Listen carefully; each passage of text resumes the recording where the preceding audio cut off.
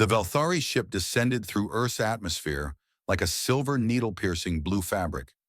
It was the year 2187, and humanity had known about alien life for exactly 14 months. In that time, they had learned two important lessons. First, the galaxy was full of species who had been traveling between stars for thousands of years. Second, none of them respected humans. Ambassador Kethral of the Velthari Trade Consortium watched the clouds part beneath his vessel. His scales shifted from deep purple to satisfied gold. This was going to be easy. The humans were desperate, isolated, and completely ignorant of galactic commerce. They were perfect victims. The landing site was a former military base in Switzerland. Kethral had insisted on neutral ground, knowing it would make the humans feel important. In truth, it made no difference. The outcome was already decided. Director Sarah Mitchell waited at the edge of the landing pad. She was the head of Earth's newly formed Space Council, a position that sounded impressive, but mostly involved begging for scraps from alien traders. Behind her stood a dozen advisors, scientists, and military officers. They all wore their best clothes. They all looked nervous. The Velthari ship's ramp lowered with a soft hiss. Kethral emerged flanked by two assistants carrying holographic displays. He was tall and thin, with scales that covered his entire body and eyes that held no warmth. "Director Mitchell," he said, his translator turning alien sounds into perfect English. "I bring greetings from the Galactic Trade Consortium, and I bring an opportunity." Sarah kept her expression neutral. In the 14 months since first contact, every alien visitor had brought an opportunity. So far, those opportunities had cost Earth dearly. Advanced medicines that turned out to be expired. Communication devices that only worked one way. A navigation system that led 3 ships into a sun. "We're listening," she said. Kethral gestured and his assistants activated their displays. A hologram appeared in the air between them, showing a massive warship. It was beautiful in a brutal way, all sharp angles and hidden weapons. "The Sovereign's Blade," Kethral announced, "a consortium battle cruiser, decommissioned after 300 years of service. One of the finest vessels ever built by Velthari engineers." Sarah studied the image. She knew nothing about alien ships, but she knew what power looked like. This ship had power. "Why would you sell us a warship?" she asked. Kethral's scales flickered with amusement. "Because you need one, Director. Earth sits on the edge of contested space. The Kreth Dominion has been expanding for decades. The Void Hunters raid shipping lanes regularly. Without protection, your world is vulnerable." This was true. Earth had received warnings from other species about the dangers lurking in nearby space. Some warnings seemed genuine. Others felt like sales pitches for overpriced defense systems. "And what do you want in return?" Kethral named his price. "Earth's entire production of rare earth minerals for the next 10 years. Neodymium, dysprosium, terbium, elements that powered everything from smartphones to spacecraft." Sarah felt her stomach drop. That was an enormous price. It would cripple Earth's own technology development for a decade. "The ship is 300 years old," she said carefully. "Surely it needs repairs." "Minor work," Kethral assured her. "The reactor needs recalibration. Some weapon systems require updating. The hull has cosmetic damage. Nothing your engineers cannot handle with proper guidance. We will include full technical manuals." Sarah looked at her advisors. General Hammond, the military representative, was practically vibrating with excitement. Dr. Chen, the chief scientist, was more cautious, but even she seemed intrigued. "We need to inspect the vessel," Sarah said. Kethral had anticipated this. "Of course, I will transport your team to the ship's current location immediately." 3 days later, a human inspection team stood in the engineering bay of the Sovereign's Blade. The ship floated in orbit around Neptune, hidden from casual observation. It was even more impressive in person than in the hologram. Chief Engineer Maya Chen walked through the corridors with growing wonder.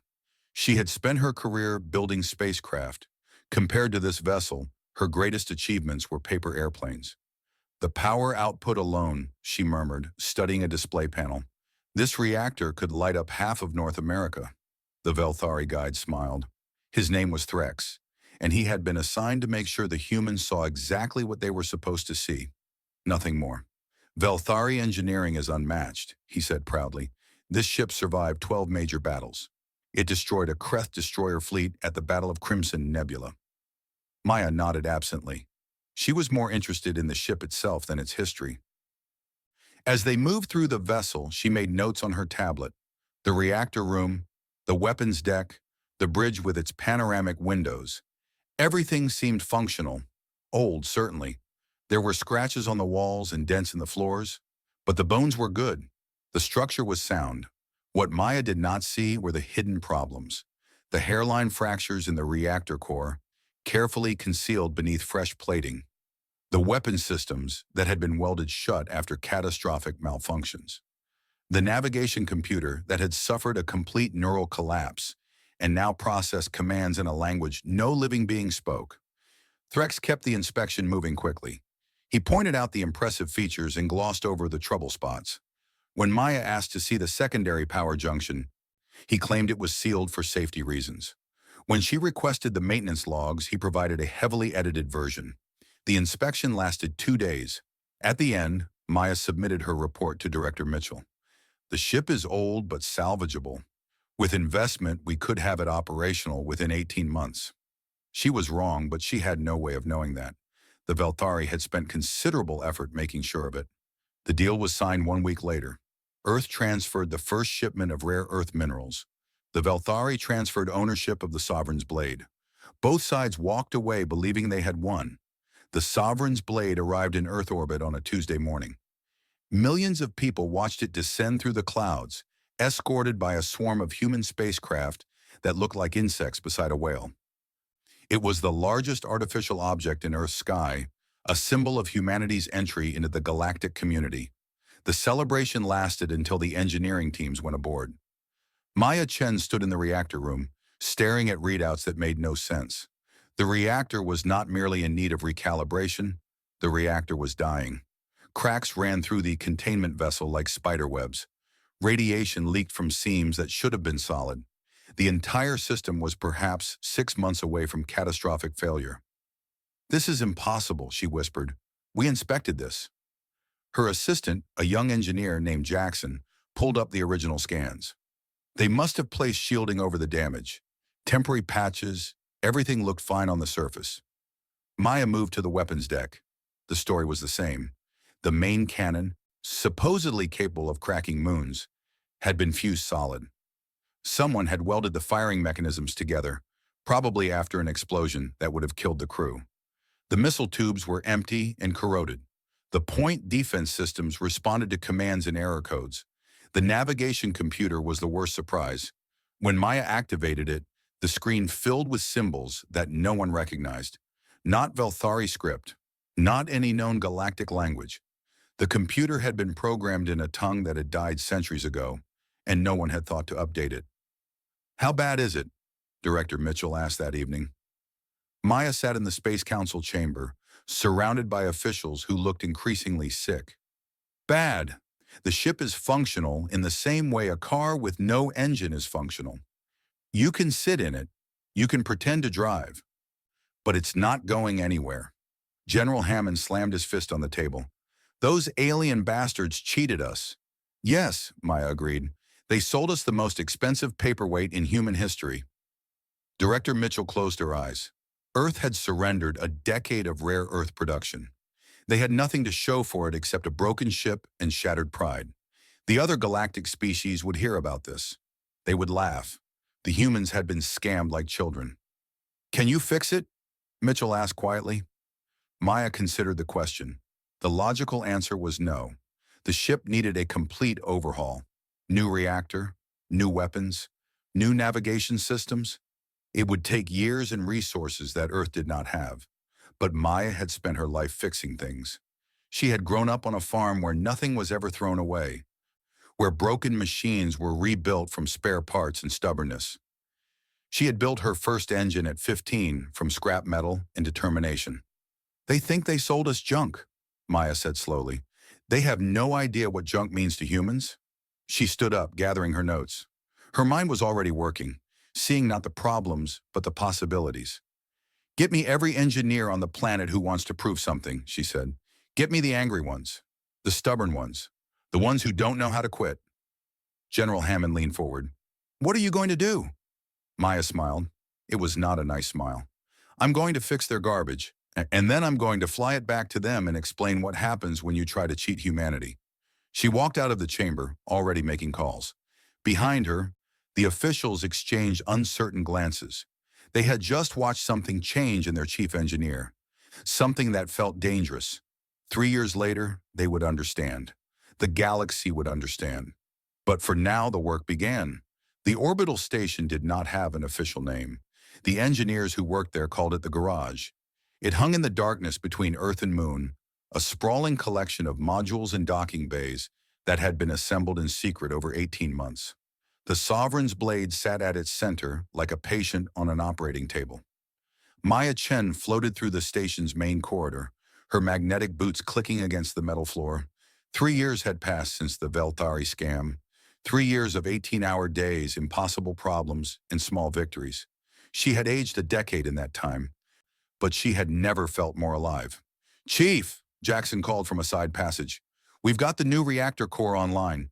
Power output is stable at 300% of original specifications. Maya smiled. The reactor had been their first and greatest challenge.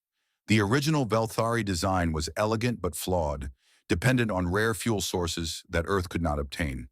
Human engineers had studied it for months before proposing something radical. Why are we trying to fix their system? A young physicist named Dr. Obi had asked during a late-night brainstorming session.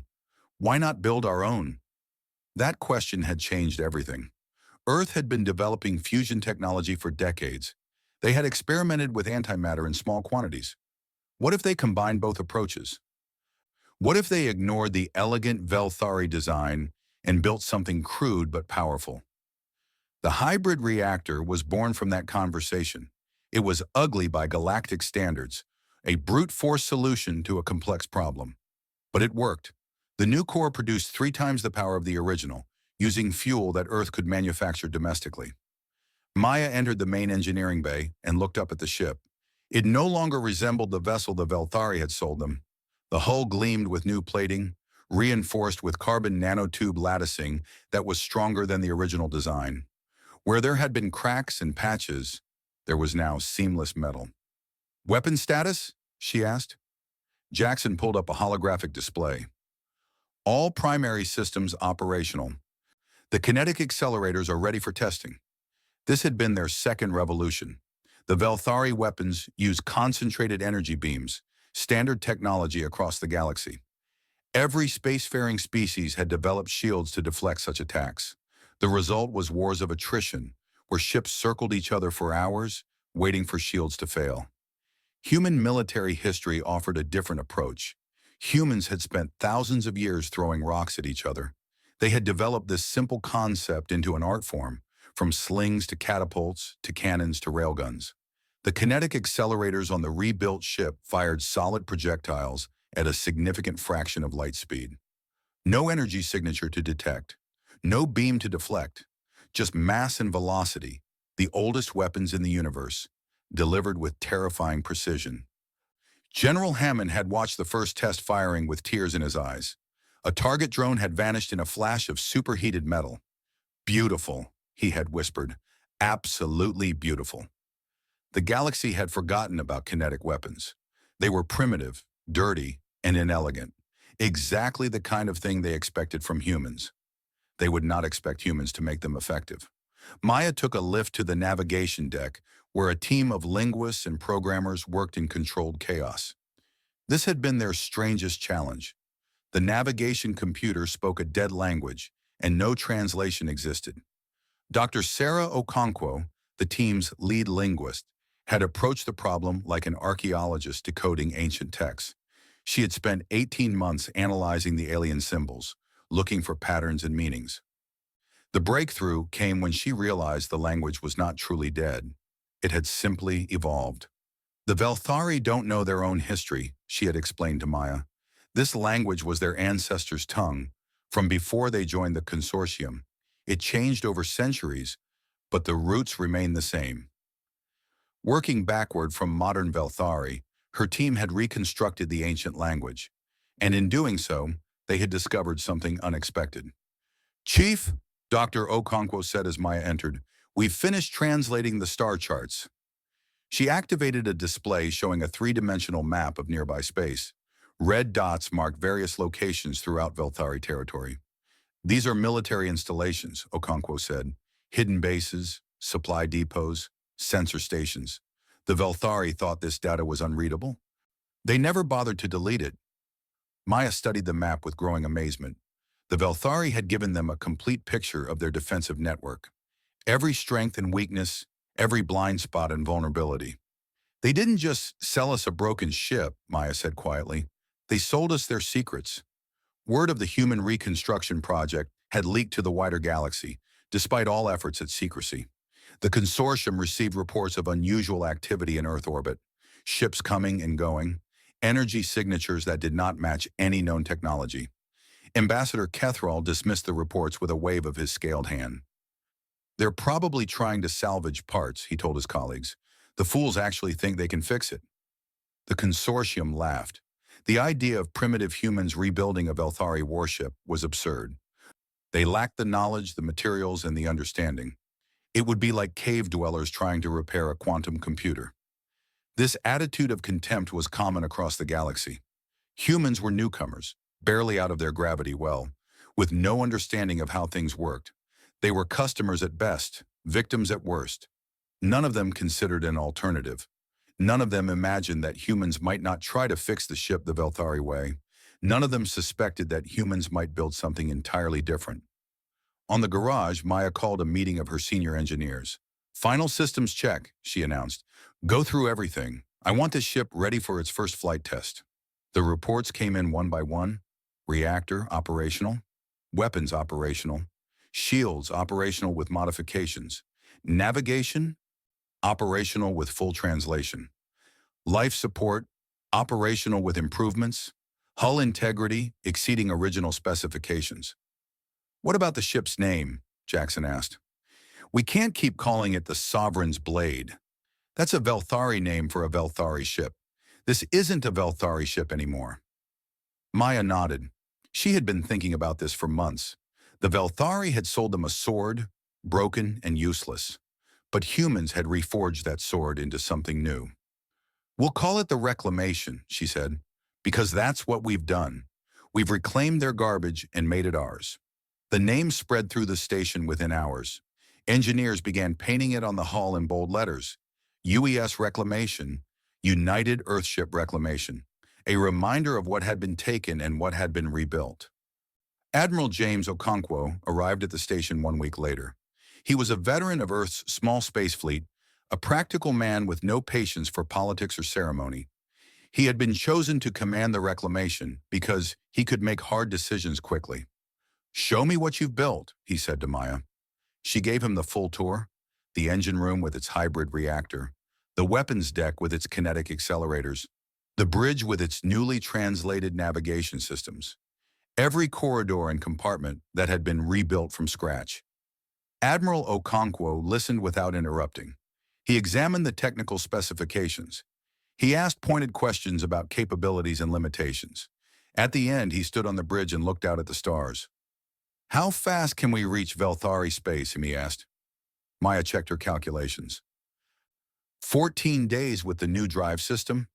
"And can we win a fight when we get there? Against one ship? Easily. Against their entire defense fleet?" Maya paused. "We haven't tested that scenario." Admiral Okonkwo smiled. It was a cold expression. "Then I suppose we'd better find out." The test flight began at midnight, Earth time. The reclamation disengaged from the garage and drifted into open space.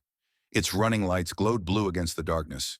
Its hull shimmered with the faint energy of charged shields. On the bridge, Admiral Okonkwo sat in the command chair. Around him, a crew of 200 men and women prepared for the unknown. They were all volunteers. They all understood the risks. "Navigation," the Admiral said. "Plot a course for the outer solar system. Let's see what the ship can do." The reclamation accelerated smoothly, pushing toward Neptune and beyond. The hybrid drive purred with power. The inertial dampeners kept the crew comfortable at speeds that should have killed them. Earth's monitoring stations tracked the ship's progress with growing amazement. The reclamation was fast, faster than any human vessel ever built, faster than the Velthari specifications had promised. "We're receiving optimal performance across all systems," Jackson reported. "Power output is stable, weapons are hot, navigation is perfect." Maya stood at the engineering station, watching data flow across her screens. 3 years of work, 3 years of struggle and frustration and triumph. All of it led to this moment. "Weapons test," Admiral Okonkwo ordered. "Target the asteroid at coordinates 773. The kinetic accelerators fired. A series of metal slugs streaked through space at incredible velocity. 3 seconds later, an asteroid the size of a small mountain vanished in a flash of fragmented stone. "Direct hit," the weapons officer reported. "Target destroyed." Admiral Okonkwo nodded with satisfaction. He looked at Maya and spoke quietly. "Send a message to Director Mitchell. Tell her the reclamation is ready."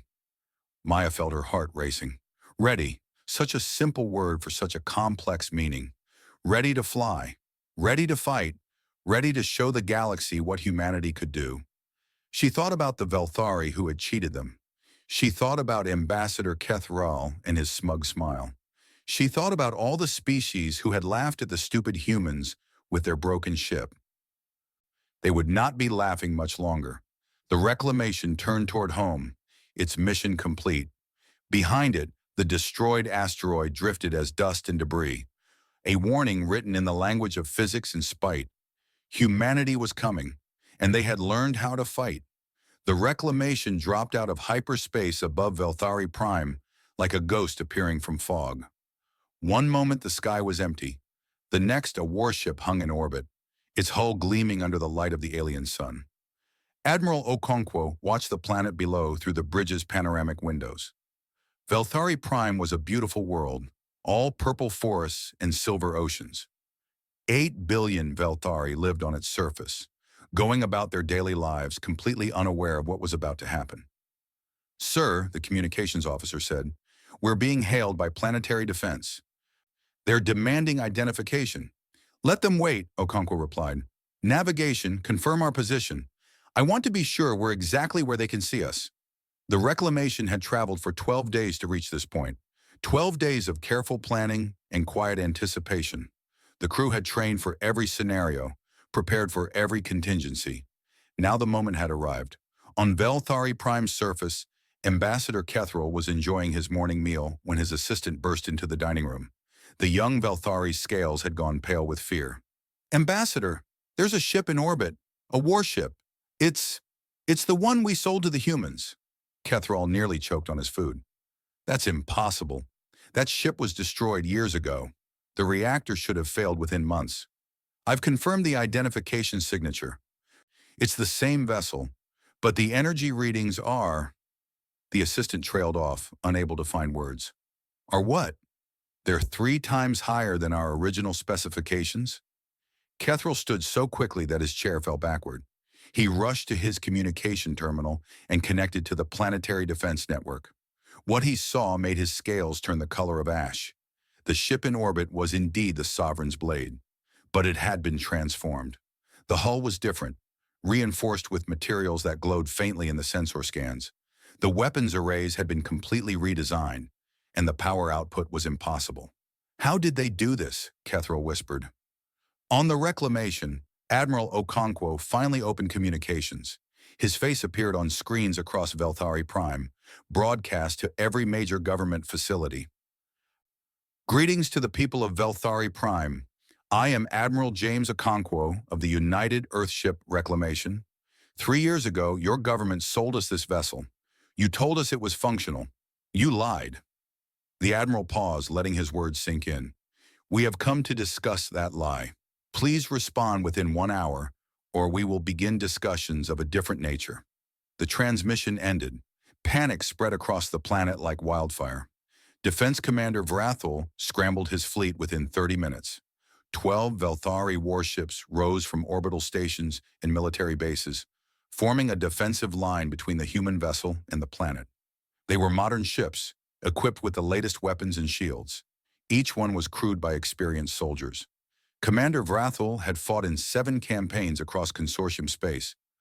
He had destroyed pirates, crushed rebellions, and enforced trade agreements at gunpoint. He was not afraid of one rebuilt antique. "Target the human vessel," he ordered. "Full power to weapons. We'll burn them out of the sky and recover the wreckage." The Velthari fleet opened fire. 12 ships launched concentrated energy beams at the reclamation, enough firepower to destroy a small moon. The reclamation's shields absorbed the attack without visible strain. "Interesting," Admiral Okonkwo commented. "Their weapons are exactly as powerful as our intelligence suggested. Helm, evasive pattern delta. Weapons, you may respond." The reclamation moved with sudden speed, spinning away from the fleet while its kinetic accelerators charged. The Velthari watched in confusion. Why was the human ship running? Then the first salvo hit. Commander Vrathul barely had time to register the alarm before his flagship's shields collapsed. The kinetic rounds punched through energy barriers designed to stop laser fire. Metal slugs traveling at a fraction of light speed did not care about elegant defense systems. The flagship's bridge exploded in a storm of shattered metal in escaping atmosphere. Vrathul died before he could give another order. Across the fleet, chaos erupted. The human weapons were incomprehensible. No energy signature, no warning, just silent death streaking through space at impossible speed. The battle lasted 4 minutes. 4 minutes of terror and destruction that would be studied in military academies for centuries. The reclamation moved through the Velthari fleet like a predator among prey, destroying ships with cold efficiency. When it was over, 12 warships drifted as burning wreckage. 3,000 Velthari soldiers were dead or dying. The reclamation had not suffered a single casualty. Admiral Okonkwo reopened communications. His expression had not changed. "Your defense fleet has been neutralized. I am still interested in discussing the fraudulent sale of this vessel. Please respond immediately." Ambassador Kethral responded. He had no choice. "This is Ambassador Kethral of the Galactic Trade Consortium. We are prepared to negotiate." "Excellent. I am sending coordinates for a meeting location in orbit. You have 2 hours to arrive. Come alone. If any weapons are detected, the meeting will be canceled. Permanently." Kethral's shuttle docked with the reclamation 90 minutes later. He was escorted through corridors that he barely recognized. Everything had changed. The walls were reinforced with strange materials. The lighting was different. Even the air smelled wrong. He was brought to a conference room where Admiral Okonkwo waited with several human officers. Director Sarah Mitchell appeared on a view screen, representing Earth's government. "Ambassador," the Admiral said, "please sit." Kethral sat. His scales shifted through colors of fear and anger. "3 years ago," Director Mitchell began, "your government sold us this vessel for the price of a decade's worth of rare earth minerals. You claimed it was functional. You knew it was garbage. There may have been some miscommunication about the ship's condition," Kethral started. "There was no miscommunication. Your inspection teams concealed the damage. Your engineers provided falsified documentation. You deliberately sold us a vessel that should have exploded within months." Kethral said nothing. There was nothing to say. "We have reviewed your original files," Admiral Okonkwo said. "We know exactly what you did. We also know this was not the first time. The consortium has been cheating younger species for centuries." He activated a holographic display. Names and dates filled the air. Transaction after transaction, fraud after fraud, species who had paid fortunes for worthless technology, civilizations that had collapsed under the weight of consortium debts. The Karathi, the Silken, the deep ones of Cygnus, all cheated, all exploited, all forgotten. Kethral's scales went pale. "How do you know this?" "Your navigation computer. You thought it was unreadable. Our linguists decoded it. Every record, every secret route, every hidden file. We know everything." Director Mitchell leaned forward on her screen. "Here are our terms. Full reparation for the fraudulent sale. Return of all rare earth minerals transferred to the consortium. Compensation equal to double the original value." "That's impossible," Kethral protested. "The Council will never agree." "They will agree," Admiral Okonkwo said quietly, "or we will begin visiting other consortium worlds. We have the star charts, we have the weapons, and we have 3 years of anger to work through." Kethra looked at the humans around him. Their faces were calm, almost pleasant, but their eyes held something cold and patient. There is also the matter of other species, Director Mitchell continued. We will be sharing our information with the Karathi, the Silken, and everyone else the consortium has cheated. They will be seeking their own reparations. You'll destroy us, Kethra whispered. No, the director replied. We'll hold you accountable. What happens after that is up to you. The negotiations lasted 3 days. The consortium council initially refused all demands, then slowly began to surrender as the reclamation took up position above their capital. The ship did not fire. It did not need to. Its presence was threat enough. Word spread across the galaxy with astonishing speed. The humans had rebuilt the broken warship. The humans had defeated the Velthari fleet in 4 minutes. The humans had secrets that made the consortium tremble. On a dozen worlds, species who had been cheated by the consortium began to hope. On 100 more, governments began to reconsider their attitude toward Earth. At the consortium's central station, a Velthari diplomat sat with her colleague in a private chamber. They watched news reports of the human victory with growing dread. They were supposed to be primitive, she said, simple creatures who barely understood space travel. Her colleague shook his head slowly. We made a terrible mistake. We saw their inexperience and assumed weakness. We never considered what else they might be. What are they? He turned to face her, his scales rippling with fear he could not hide. Survivors, fighters, a species that spent its entire history struggling to survive. We sold them a broken sword, and they forged it into something greater than anything we could build. He looked back at the news feed, at the image of the reclamation hanging in orbit above their homeworld. We awakened something dangerous, and now the galaxy will never be the same. The news spread across the galaxy like a shockwave. Within days of the Velthari confrontation, every major species knew what had happened. The primitive humans had rebuilt a broken warship and humiliated one of the consortium's founding members. The impossible had become real. In the council chambers of 100 worlds, officials gathered to discuss what this meant. Some dismissed it as a fluke, a lucky victory that would never be repeated. Others saw something more troubling. The humans had not just won a battle. They had exposed the consortium's darkest secrets. On Earth, Director Mitchell faced a different kind of challenge. The reclamation had returned home victorious, but victory brought complications. Other species were suddenly very interested in human friendship. Messages flooded the Space Council's communication systems.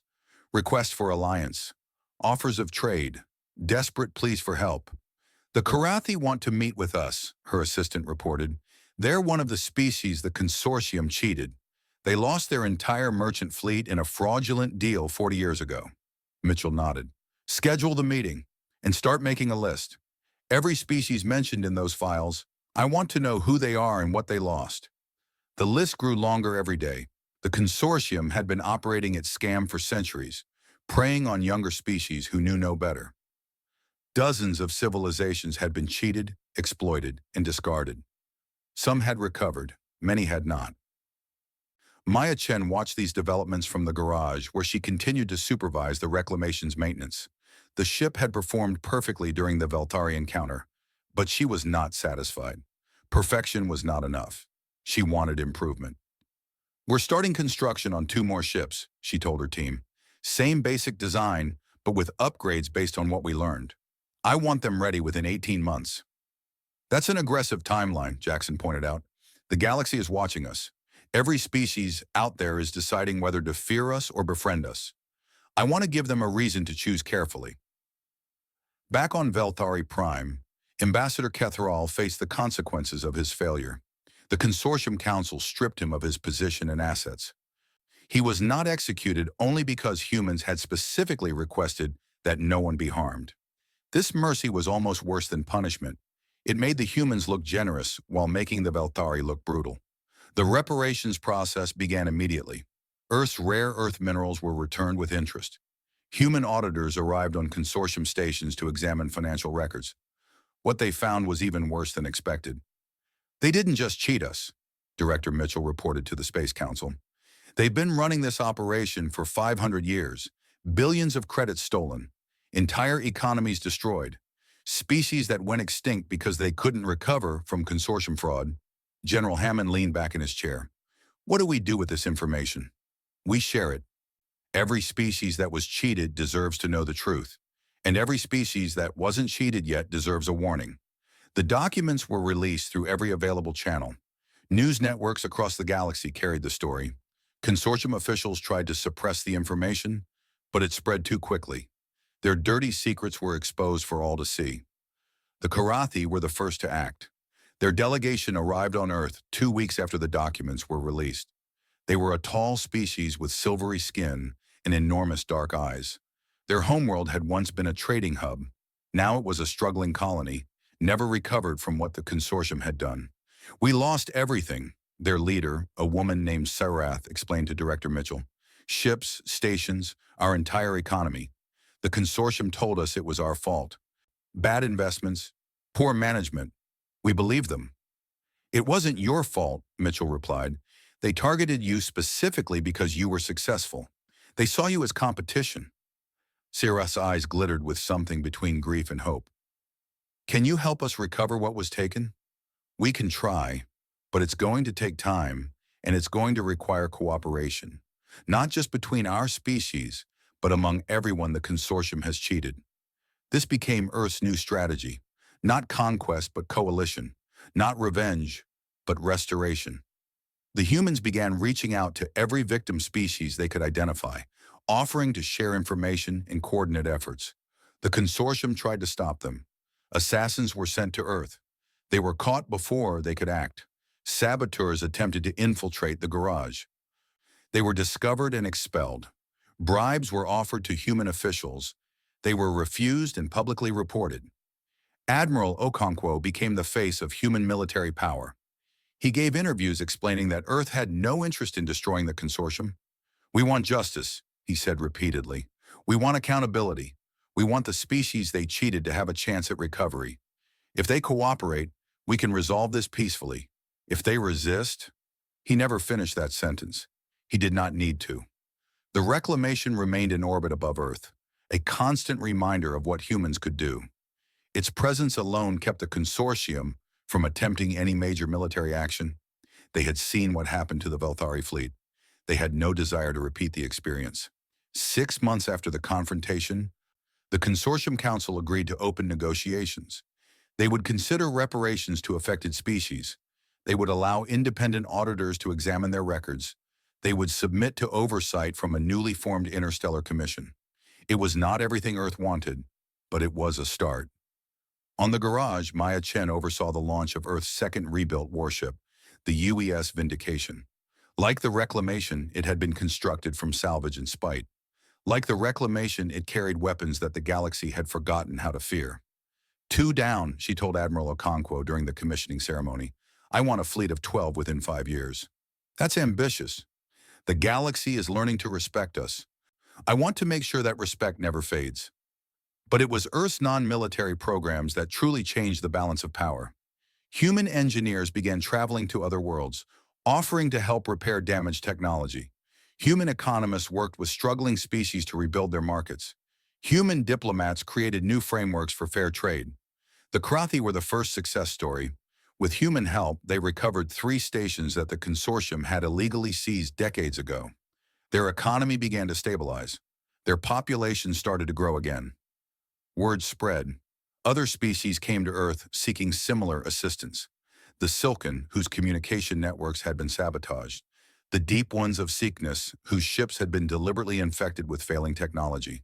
The Thornwood, whose forest worlds had been strip-mined under fraudulent contracts. Earth helped them all. Not out of pure altruism, but out of strategic wisdom.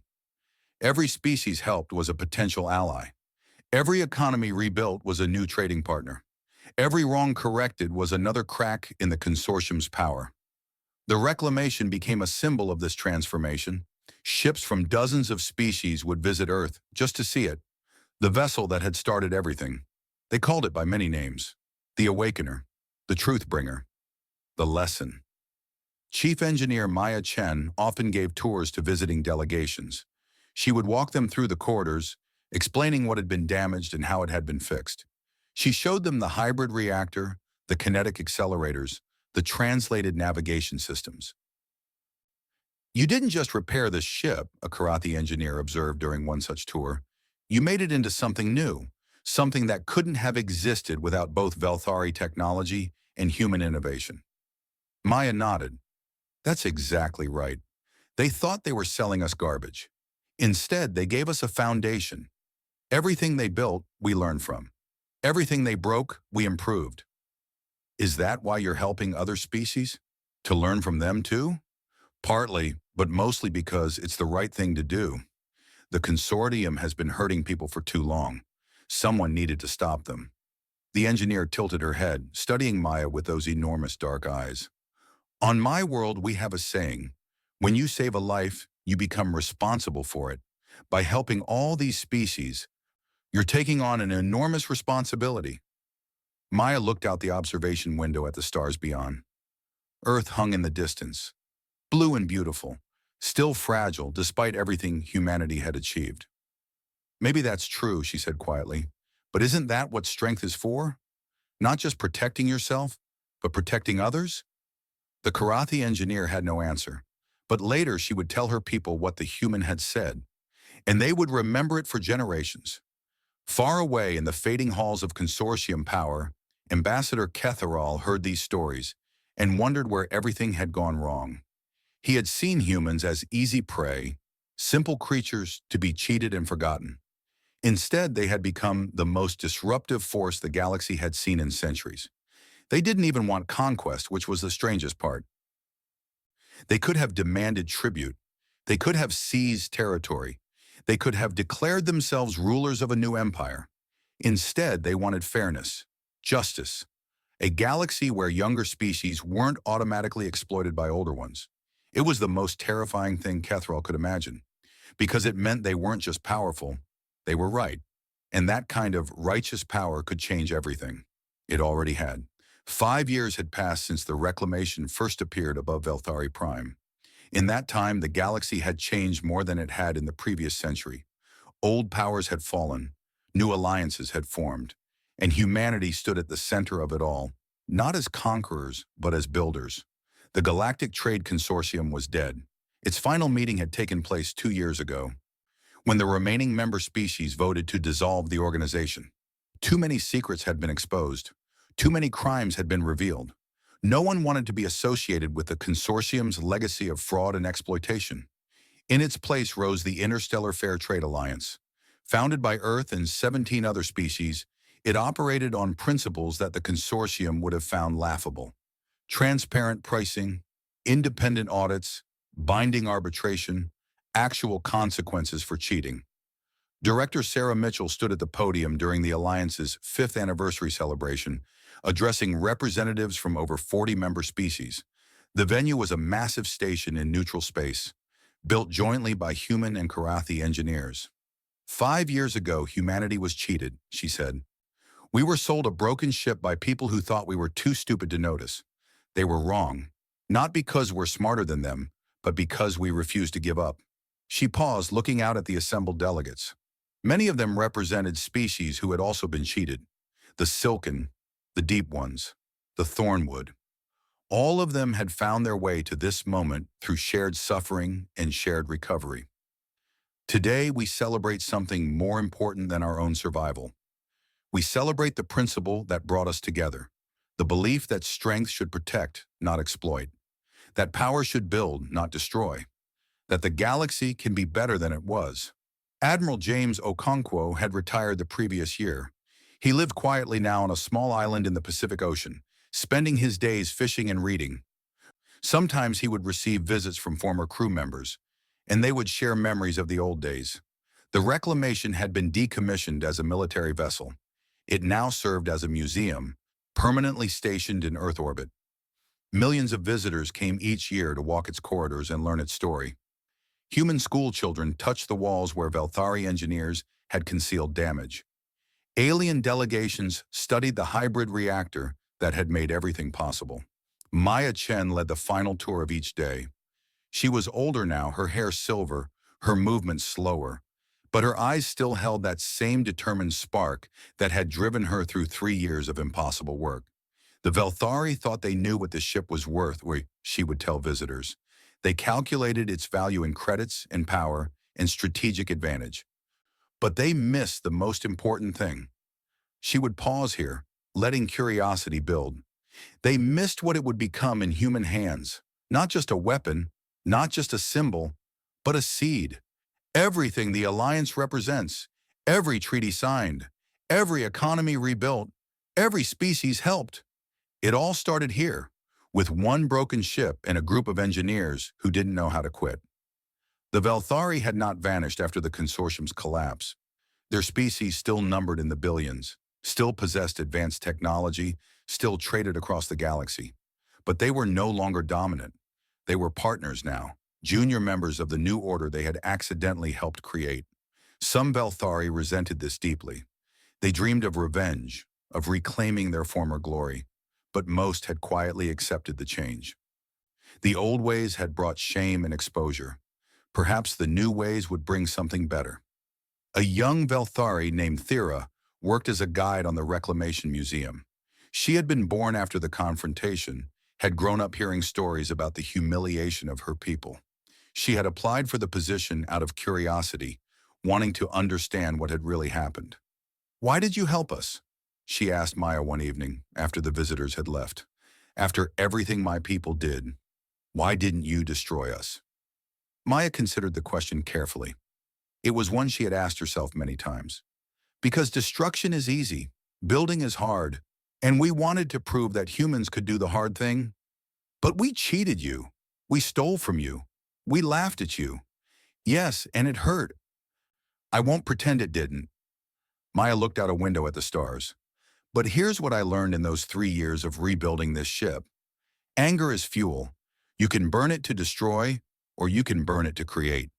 We chose to create. Thera was silent for a long moment.